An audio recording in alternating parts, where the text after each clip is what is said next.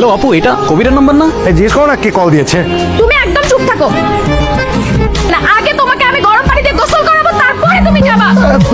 Hello ভাই, আপনি যে হন না ভাই, প্লিজ আমারে বাঁচান ভাই, প্লিজ। আরে এই কবির, কি অবস্থা তোর? এক সময় কত গার্লফ্রেন্ডকে একসাথে ম্যানেজ করতি, সোমা, রোমা, পিঙ্কি, প্রিয়া, রিনি, চিনি, আরো কত কে।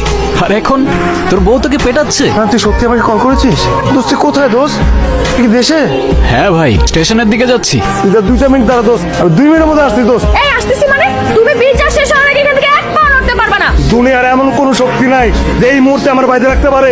আমি আসতেছি রায়হান। সকাল সকাল পানি শেষ হয়ে যায়, ভাগ্যিস কাজটা সেরে ফেলেছিলাম। এই মতিন, তোকে বারবার বলেছি সকালবেলা মোটরটা অন করে দি, তুই না কোনো কাজেরই না। দেখ পানি তো না।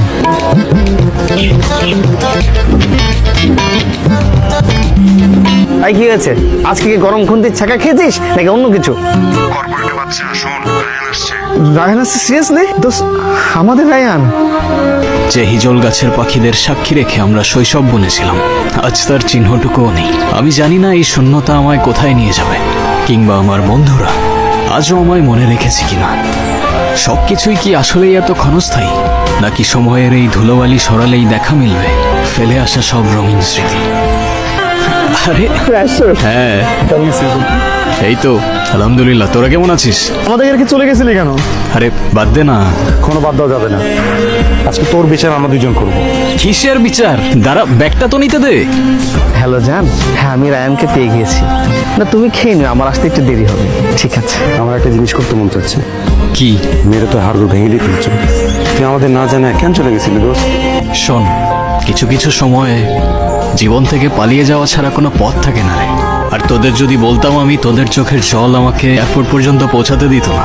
মাঝে মধ্যে জীবনে বড় কোনো ডিসিশন নিতে হলে ইমোশনলেস হয়ে যেতে হয় রে। তুই অনেক পাল্টে গেছিস তাই না দোস্ত? তোরাও তো পাল্টে গেছিস। আর কবির, এই কি অবস্থা তোর?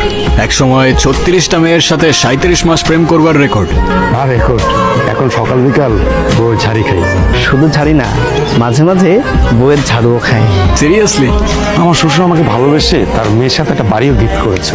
এদিক সেদিক হলে মাথার উপর থেকে ছাদটা না হারিয়ে যাবে। দেখেছিস বন্ধু, ও কেমন ভেজা বিলাই হয়ে গেছে? মাছ না খাইতে পারা বিলাই। মিউ। এই শালা কর্পোরেটের বাচ্চা। আমি বিলাই হইলে তুইও বিলাই। ও বোঝায় যে ও অনেক যত্নে থাকে, কিন্তু ওর বউ যে ওকে কেমন শ্রদ্ধা করে সেটা তো আমি জানি। তাই নাকি রে? এই কর্পোরেটকে ওর বউ রেসপেক্ট করে? তোর রেসপেক্ট ছাই করে। একদিনের ঘটনা বলি, একটা অনুষ্ঠানে বুঝছস, ভরা মজলিসের মধ্যে ওর বউ কি করলো, ও গায়ের মধ্যে বোরান ঢেল দিল। হ্যাঁ, এই রায়ান দোস্ত, তুই একদম ওর কথা বিশ্বাস করি না, ও আস্তে চিটার। দোস্ত ও কলেজে কেমন